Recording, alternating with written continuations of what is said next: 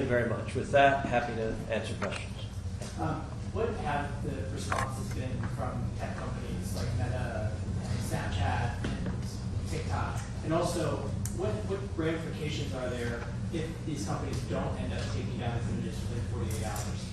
Well, at this point, we're introducing the bill today, so the tech companies are going to have to make a decision how to respond to it. I hope they do the right thing and recognize this is the right solution. Frankly, it's what they should be doing anyway. And part of the reason this bill is necessary is they repeatedly, you just heard from Stefan, Facebook asked 400 times to take these images down. We have hearing after hearing of people, Anna described, just repeatedly with Snapchat saying, take this down, and they just give a stiff arm. They behave as if they are not accountable. And the model is actually one that Dawn described. It's the copyright model. So if you put up The Lion King, that can get taken down incredibly quickly. If you put up a video of a George Strait song and he's got a copyright on it, you can pull that down immediately. And yet if you put up non-consensual intimate images, the big tech companies act as if they have no idea how to do this. This is designed to make it mandatory to pull it down, and it is modeled after, we use the copyright law as the model for this bill to mandate that they pull it down. And once passed, and I believe we're going to get this legislation passed, we will see prompt and immediate compliance just like we do on the copyright side.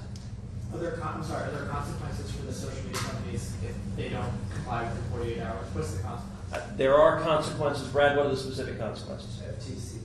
So the FTC has the authority to enforce and bring an enforcement action. So it subjects them to the enforcement through the FTC.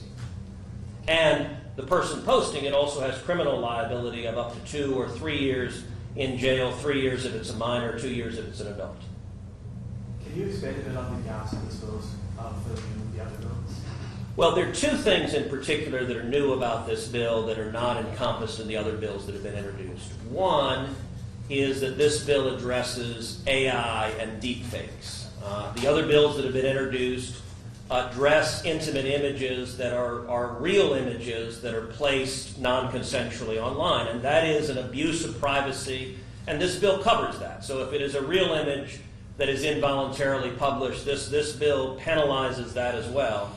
But this bill addresses where the challenge is going, and you heard from Yoda how NCMEC is getting thousands and thousands of reports, and what's frightening is her assessment, and I think that's all of our assessment, that this is just the beginning, that we are potentially on the front end of a deluge because it is too easy for someone to do this for anyone they might target. And what can be frustrating in many instances, you don't even know who's targeting you. It can be done thoroughly anonymously.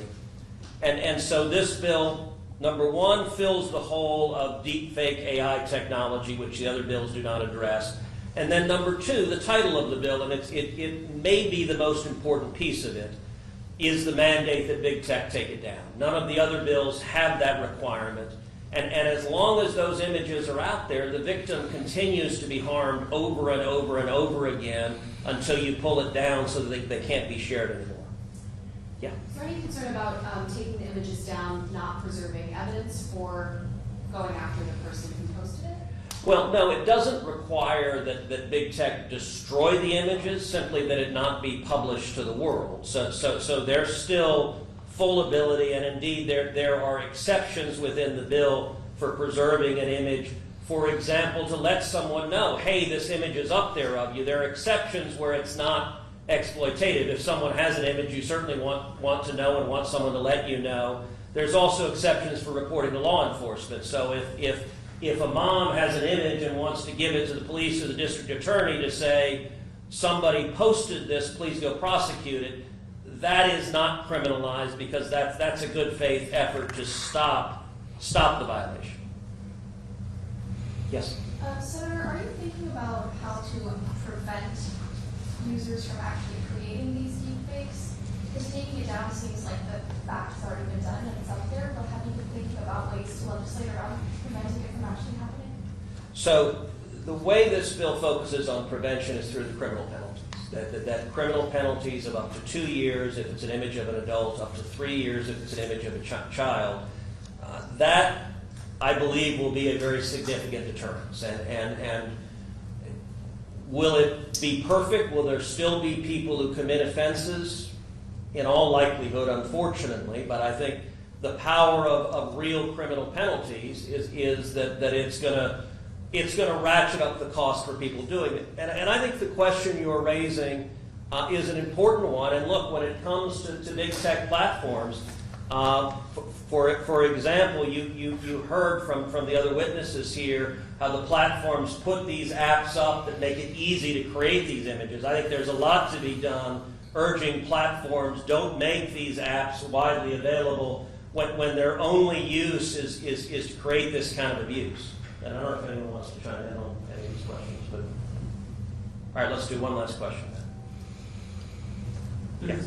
You mentioned it's maddening dealing with big tech and their attitude towards some of these efforts to rein in what they're doing. How do you assess the prospects of this getting through, and how does it compare to other bills that have tried to get a handle on something that's happening on social media? Look, I think this bill we're going to get passed. We have 12 co-sponsors right at the outset. It is bipartisan, and it's across the spectrum. I don't think there's an ideological divide on this. I don't think there's a partisan divide on this. Standing here today, I don't know if the big tech companies will lobby against this or not. I hope they don't. I hope they recognize this is an eminently common sense step that, frankly, is what they should have done a long time ago.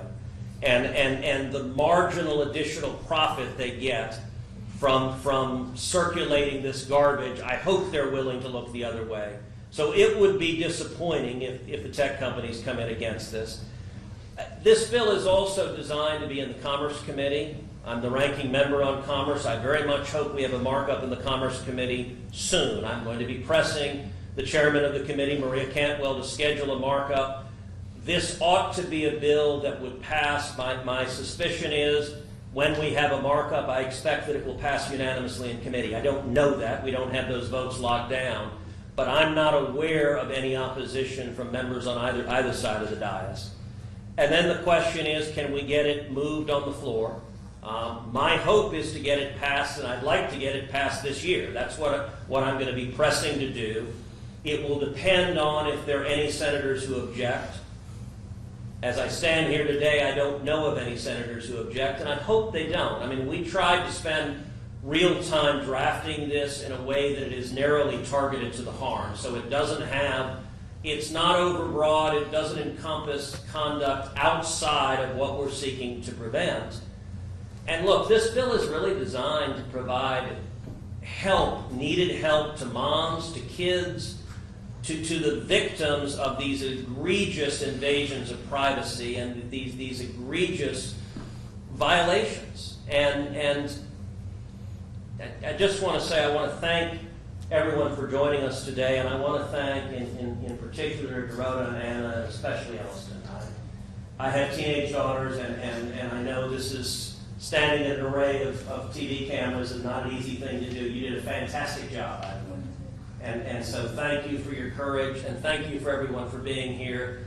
We're going to get this done, and there are a lot of times when the Senate doesn't work, it doesn't work very well, but I believe on this bill, the Senate will do exactly the job we're supposed to do, and we'll come together and get it passed and answer the needs of our constituents. And I will point out as just a closing observation that one of the first steps that put this issue on my plate was a call that my office got from Anna. They're Texans. And she called our office and told us what had happened to Elston. And that, I've been focused for a long time on protecting kids online from all sorts of predators and all sorts of harmful material that is directed at children. And I got to tell you, every parent I know who has teenage kids or who has adolescent kids is terrified about the threats that come online. Our kids, it's really hard to be a kid today. But this started really with that phone call that it was teed up in our office, and we said, this is horrible. There ought to be a way to fix it. And that is what prompted this legislation and prompted the coalition that's come together. And thank you, each of you, for your groups, the work you do fighting for kids, fighting for victims of horrific abuse. That's incredibly important, and I appreciate it. All right, thank you, everybody.